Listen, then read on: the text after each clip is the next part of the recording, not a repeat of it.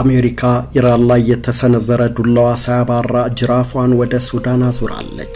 አልካዛን የሚባለውን የሱዳን ሙስሊም ወንድማማቾች ድርጅት በአሸባሪነት በመፈረጅ የአልካዛን ፍረጃ በአጭር ጊዜ ውስጥ በሙስሊም ወንድማማቾች ስም በተለያዩ አገራት ተደራጅተው ይንቀሳቀሱ በነበሩ ድርጅቶች ላይ የተጣለ አራተኛው ውሳኔ ነው።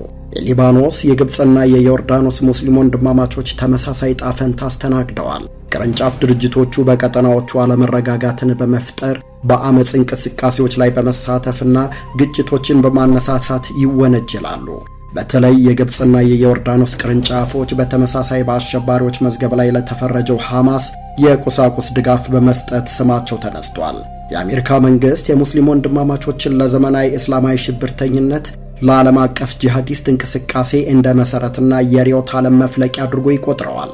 በእርግጥ ቡድኑ ማንኛውንም አይነት የሽብር ተግባርና አመፅ እንደሚወግዝ ከመግለጽ አልፎ በተለይ አሜሪካና አንዳንድ የአረብ ሀገራት ከፖለቲካው ሜዳው ለማግለል የሚሰነዝሩብኝ ስም ማጥፋት ነው በማለት ይከራከራል። አሜሪካም ሆነች እንደ ሳዑዲ አረቢያና ዩናይትድ አረብ ኤምሬትስ የመሳሰሉት ሀገራት ደግሞ ሙስሊም ወንድማማቾች እንደ ቡድን የተሳተፈባቸውን ሽብሮች የተጣመራቸውን አጋሮች በዝርዝር በመጥቀስ ማስተባበያውን ያጣጥሉታል። እንደ ግለሰብ የቡድኑን ተጽዕኖ ፈጣሪዎች በተናጠል በማንሳትም የፍረጃውን ምክንያታዊነት ለማስረዳት ይሞክራሉ። ግብፃውያኑ አይማን አልዙሃሪና ሳላህ አብደልሐቅ፣ ፍልስጤማውያኑ ሼህ አህመድ ያሲንና ኢሳም ዩሱፍ ሙስጠፋ፣ ሊባኖሳዊው መሐመድ ፋውዚ ታቆሽና እጅግ በጣም ብዙዎቹ ምን ሲሰሩ ነበር ሲሉም ይጠይቃሉ። የሱዳን አልካዛን ሙስሊም ወንድማማቾች ፍረጃም ከዚህ የተለየ አይደለም። የሱዳን ሙስሊም ወንድማማቾች አልካዛን ኢትዮጵያን ጨምሮ በጎረቤት ሀገራት ሃይማኖትን ሽፋን ያደረገ የአክራሪነት እንቅስቃሴ ስለማድረጉም ዘገባዎች ይጠቁማሉ።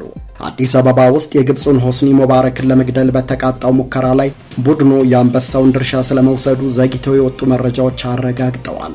በአጎራባች ሀገራት በሚገኙ የተለያዩ ሃይማኖት ተከታዮች መካከል ለዘመናት የተገነቡ ተከባብሮ የመኖር እሴቶችን ለማጥፋት የተለያዩ ስልቶችን እየተገበረ ነው መባሉም አልቀረም። እንዴት? ምንስ ተከሰተ? ይህ አንጓ ላይ ነው።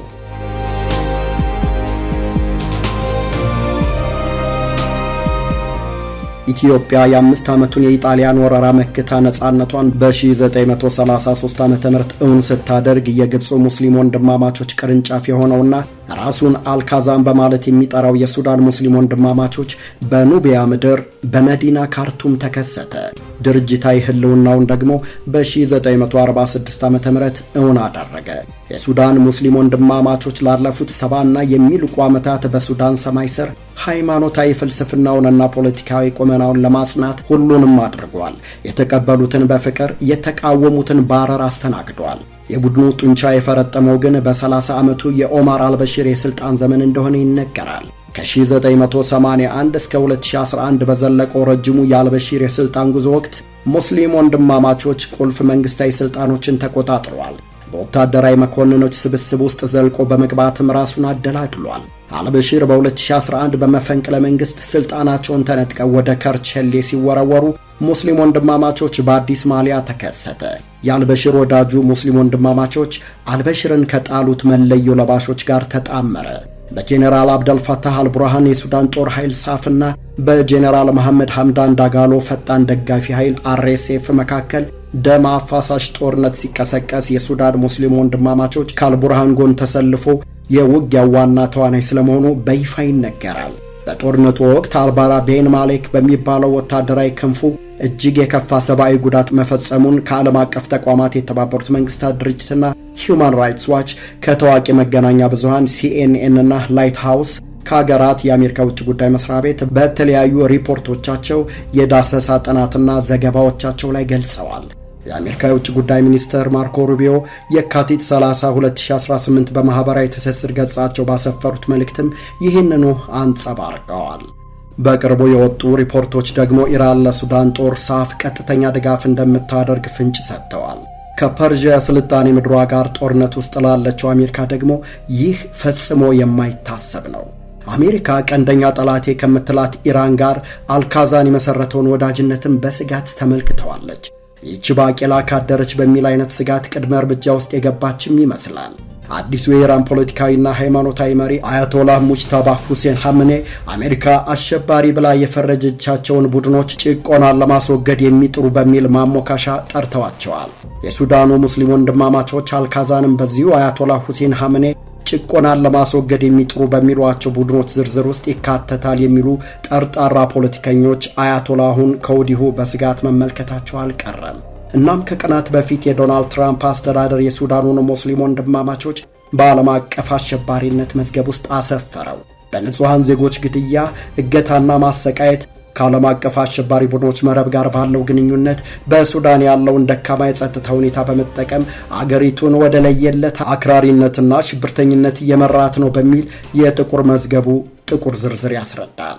በሱዳን ኢስላማዊ ንቅናቄና አልባራ ቢን ማሊክ ብርጌድ ታጣቂ ክንፎች የተደራጀውን ቡድን በአሸባሪነት ለመፈረጅ በርካታ የደህንነት መረጃዎችን፣ ምድራዊ እውነታዎችን፣ የጉዳት ሰለባዎችን ድምፅ፣ የዓለም አቀፉን ማህበረሰብ እይታ፣ የገለልተኛ ተቋማትን ሪፖርቶች ማጣቀሻ ታቀርባለች። አሜሪካ እንደ አሜሪካና አጋሮቿ ሳዲቅ አልማህዲንን ከስልጣን አስወግዶ አልበሽርን ወደፊት ያመጣው የ1981 መፈንቅለ መንግስት አገሪቱ በሸሪዓ ህግ ብቻ እንድትተዳደር አድርጓል።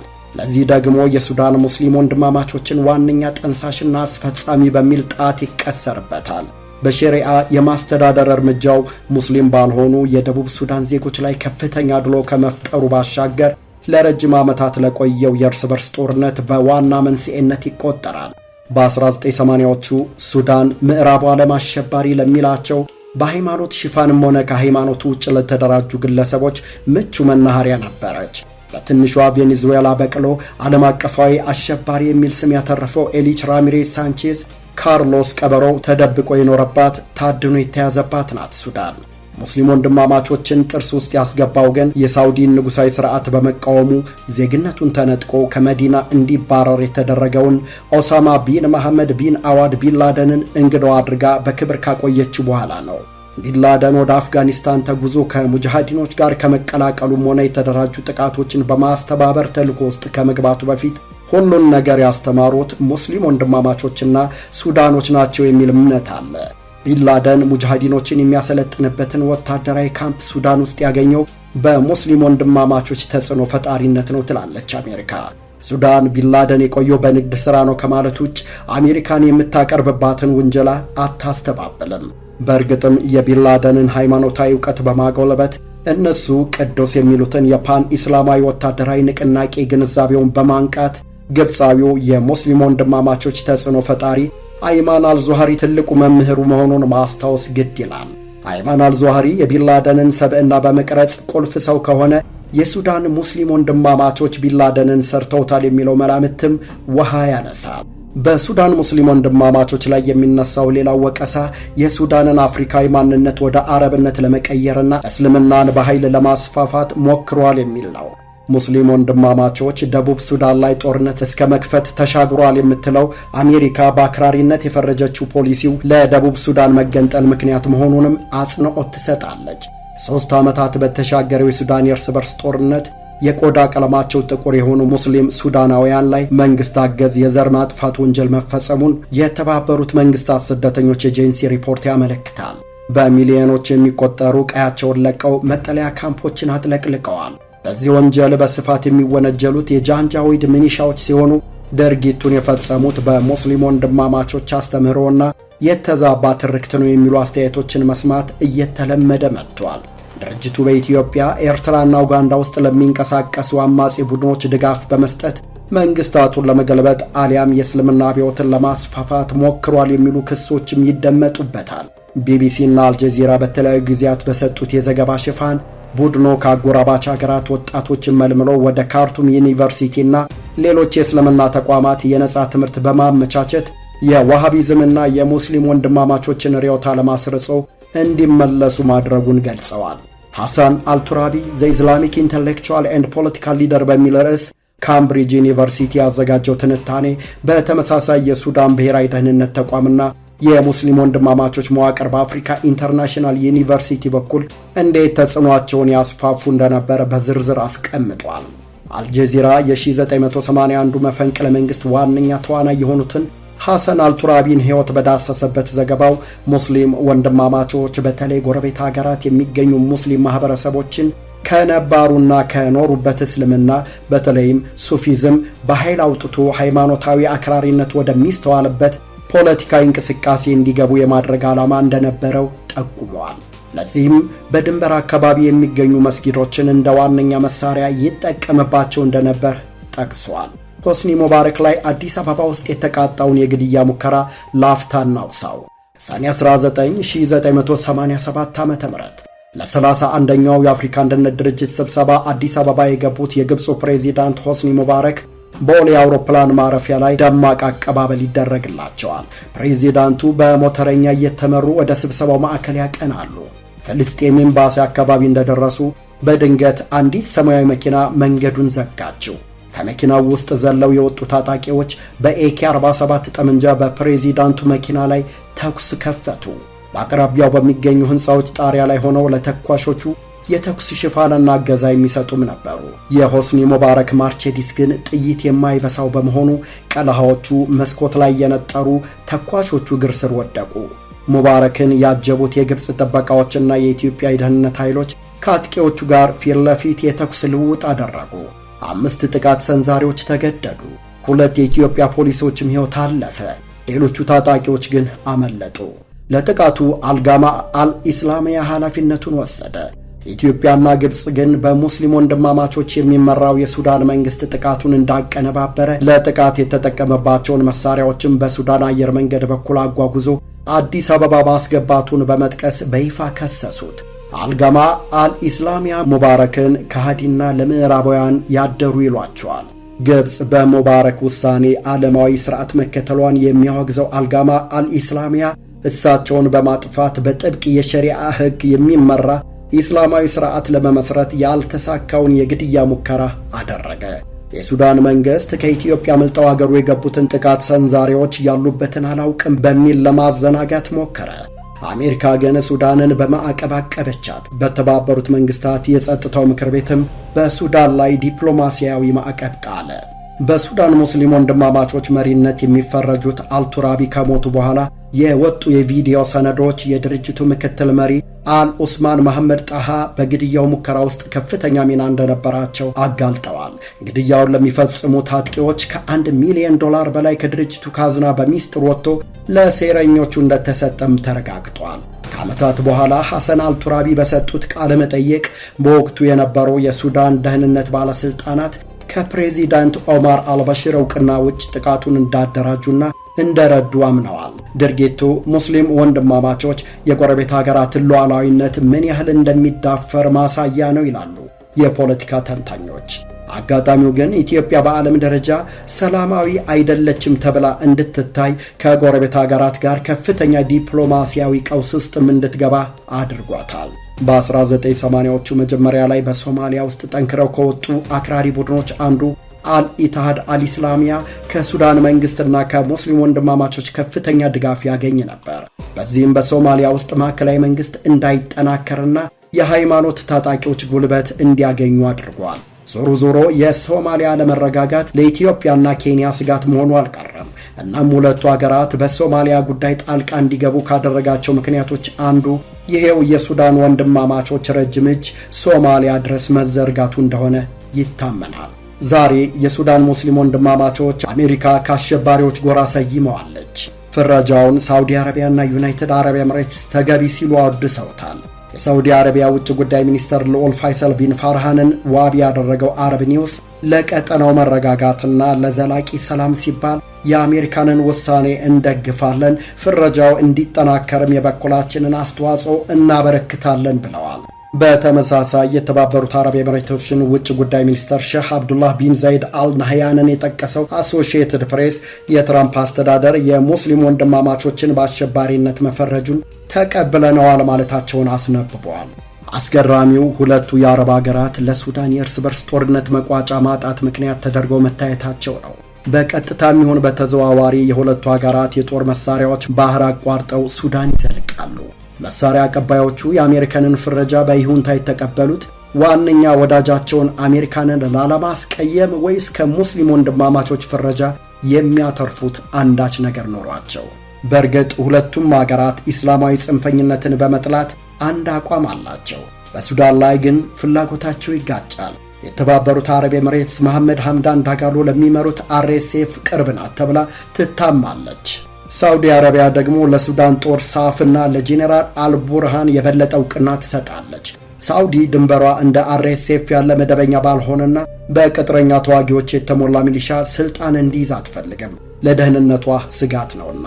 ፖለቲካዊ እስልምናን እቃወማለሁ የምትለው የተባበሩት አረብ ኤምሬትስ አቡሉሉን የመሰሉ ኢስላማዊ አክራሪዎችን የያዘውን RSF እየደገፈች ከአሜሪካ ጋር ኢስላማዊ ጽንፈኝነትን እዋጋለሁ የሚል ፕሮፓጋንዳ ማስተጋባቷ ጥያቄ ያስነሳል። በሌላ በኩል ግን ስትራቴጂካዊ ምርጫና ምዘና ውስጥ የገባች ይመስላል። የመንግስትን መዋቅር የመቆጣጠርና የርዕዮተ ዓለም ስርጭት የማድረግ ረጅም ልምድ ያለው ሙስሊም ወንድማማቾች በሱዳን ወታደራዊ ኃይል ሳፍ ውስጥ መሰግሰጉ ለተባበሩት አረብ ኤምሬትስ የህልውና ስጋት ነው።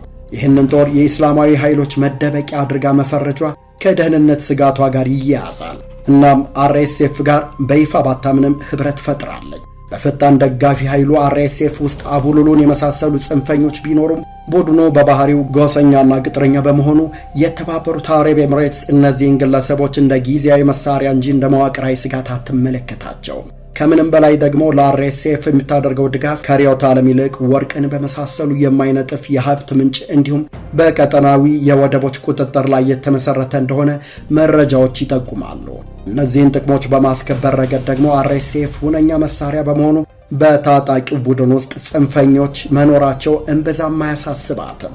አሜሪካ ሙስሊም ወንድማማቾች ላይ የወሰደችውን የአሸባሪነት ፍረጃ ደጋፊ ሆና መቅረቧ በምዕራባውያኑ ዘንድ ሽብርተኝነትን የምትዋጋ መስላ እንድትታይም ያደርጋታል። ለሳውዲ አረቢያ ግን ነገሮች ከዚህ ይለያሉ። ሱዳን ከሳውዲ አረቢያ ድንበር ባሻገር የምትገኝ ሀገር ናት። በቀይ ባህር ላይ የሚፈጠር ማንኛውም አለመረጋጋት በልዑል መሐመድ ቢን ሳልማን ይፋ የተደረገውንና የሳውዲን ኢኮኖሚ በተለይ በቱሪዝምና በወደብ ፕሮጀክቶች ለማስፈንጠር በታቀደው ቪዥን 2030 ፕሮጀክት ላይ እንደተጋረጠ ማነቆ ይቆጠራል። ልክ እንደተባበሩት አረብ ኤምሬትስ ሁሉ ሳውዲም የሙስሊም ወንድማማቾችን እንደ ሽብርተኛ ድርጅት ትመለከታለች። ግን ደግሞ የሙስሊም ወንድማማቾች ወታደራዊ ክንፍ አልባራ ቢን ማሌክ ብርጌድን በአጋርነት ያሰለፈውን የሱዳን መደበኛ ጦርን ሳፍን እንደ ህጋዊ የመንግስት ተቋም ትደግፋለች። የፖለቲካ ሽኩቻው የአገራት ተገለባባጭ የጥቅም አቋም እንዳለ ሆኖ የሱዳን ሙስሊም ወንድማማቾች በአሸባሪነት መፈረጁ በጎ ጎን እንዳለው የሚናገሩ አሉ። ድርጅቱ በሽብርተኝነት ከተፈረጀ በዓለም ዙሪያ ያሉ የባንክ ሂሳቦቹ ይታገዳሉ። ይህም ለታጣቂዎች ክፍያ፣ ለጦር መሳሪያ ግዥና የአክራሪነትን ፕሮፓጋንዳ ለማስፋፋት የሚያፈሰው ገንዘብ ከምንጩ ያደርቀዋል። የድርጅቱ ከፍተኛ አመራሮች ወደ ውጭ ሀገራት በመጓዝ ዓለም አቀፍ ግንኙነቶችን ለመፍጠርና በየሀገሩ የሚገኙ ደጋፊዎቻቸውን ለማስተባበር የሚኖራቸውን ሚናም ያስተጓጉለዋል። በሽብርተኝነት መፈረጁ ድርጅቱን በዓለም አቀፍ ፍርድ ቤቶች ለመክሰስና አባላቱን በወንጀል ለመጠየቅ የህግ መሰረት ይሆናል። እንደ ኢትዮጵያ ያሉ ጎረቤት ሀገራት በድርጅቱ አማካኝነት ሊሰነዘርባቸው የሚችለውን የደህንነት ስጋት ይቀንሳል። ድርጅቱ ድጋፍ የሚያደርግላቸው አማጺ ቡድኖችም አቅማቸው ይዳከማል። በሌላ በኩል ፍረጃው የቀጠናውን ሰላም ከድጡ ወደ ማጡ ያደርገዋል የሚሉ ስጋቶችም ይደመጣሉ። አሁን ድረስ በሱዳን ፖለቲካ ውስጥ የማይናቅ ተጽዕኖ ያለውን ቡድን አሸባሪዎች ዝርዝር ላይ ማካተት ከሱዳን መንግስት ወይም ከተወሰኑ የፖለቲካ ኃይሎች ጋር ግጭት እንዲቀሰቀስ ያደርጋል። ድርጅቱ በይፋ እንዳይንቀሳቀስ ሲታገድ ከፖለቲካው መድረክ ተገፋም በሚል ስሜት አባላቱ በሚስጥርና በድብቅ ይበልጥ አደገኛ የሆኑ ጥቃቶችን ሊሰነዝሩ ወደ ባሰ አክራሪነትም ሊያመሩ ይችላሉ። በአንድ ነገር ግን እርግጠኛ መሆን ይቻላል። የሱዳን ሙስሊም ወንድማማቾች በአሸባሪነት ተፈረጀም አልተፈረጀም አሁንም የቀጠናው ስጋት ሆኖ ይዘልቃል። በተለይ ለዘመናት ከተለያዩ የገቢ ምንጮች ሀብት ያካበተው የስልጣን መሪውን በመዘወር ሿሚ ሻሪ ሆኖ የዘለቀው በወታደራዊ ጥቃቶች ጥርሱን የነቀለው ድርጅት በቀላሉ ይሰበራል ብሎ ማመን የዋህነት ነው። ሙስሊም ወንድማማቾች ተክኖበታል ስለሚባለው ስልታዊ የሀብት ዘረፋና ቁጥጥር ጥቂት እንበል። ታምኪን ይባላል። በአረብኛ ማብቃት ወይም ማጠናከር የሚል ትርጉም አለው። በሱዳን ፖለቲካ ግን ቃሉ የኢስላማዊ ንቅናቄው አባላት በሁሉም የመንግስት መስሪያ ቤቶች፣ ባንኮችና የንግድ ተቋማት ውስጥ ቁልፍ ቦታዎችን እንዲይዙ የተደረገበትን ሂደት ይወክላል። ከ1981 ዓ.ም ጀምሮ በሺዎች የሚቆጠሩ ብቁ የሆኑ ሲቪል ሰራተኞች ከስራ ተባረው በታማኝ የንቅናቄው አባላት ተተክተዋል። ይህም መንግስታዊ ተቋማትን የድርጅቱ የግል ንብረት አድርጓቸዋል። የጦር መሳሪያ ማምረቻዎችና ወታደራዊ አልባሳት ፋብሪካዎች በንቅናቄው አባላት በቁጥጥር ስር እንዲውሉ በማድረግ በሱዳን ኢኮኖሚ ውስጥ የማይነካ የጥላ መንግስት ገንብተዋል። ለሃይማኖታዊና ፖለቲካዊ እንቅስቃሴው ማስፈጸሚያ ተዝቆ የማያልቅ የሀብት ምንጭ የሆኑትን ቴሌኮሙኒኬሽንና ትራንስፖርቱን ዘርፍ መቆጣጠር ለሙስሊም ወንድማማቾች በቂው ነው። በተለይ በአልበሽር ዘመን ከሙስሊም ወንድማማቾች ጋር ግንኙነት ያላቸው ኩባንያዎች ያለ ቀረጥ ምርቶችን እንዲያስገቡና እንዲያስወጡ በማመቻቸት ተራውን ነጋዴ ከጨዋታ እንዲወጣ አድርገውታል። ይህም በቡድኑ አባላት ባለቤትነት የሚተዳደሩ ኩባንያዎች የሱዳንን ኢኮኖሚ በብቸኝነት እንዲቆጣጠሩ አስችሏቸዋል። አሜሪካ በቅርቡ የጣለችው የሽብርተኝነት ፍረጃ ቡድኑ በተለይ በቱርክና በባህረ ሰላጤው ሀገራት ያከማቻቸው ንብረቶች እንዲታገዱ፣ የንቅናቄው ኩባንያዎች ከዓለም አቀፍ ባንኮች ጋር ግንኙነት እንዳይኖራቸው ያደርጋል ተብሎ ይታሰባል። ሐሳቤው ግን በእምነትና በፖለቲካ የተለወሰውን የቡድኑን እንቅስቃሴ ምን ያህል ይገተዋል? ኢትዮጵያን ጨምሮ በአጎራባች ሀገራት ዘርቷቸዋል የሚባሉት የጥፋትና የልዩነት ርዕዮቶች ስጋ ለብሰው ነፍስ ዘርተው በጋህድ ላለመገለጻቸው ምን ዋስትና አለ?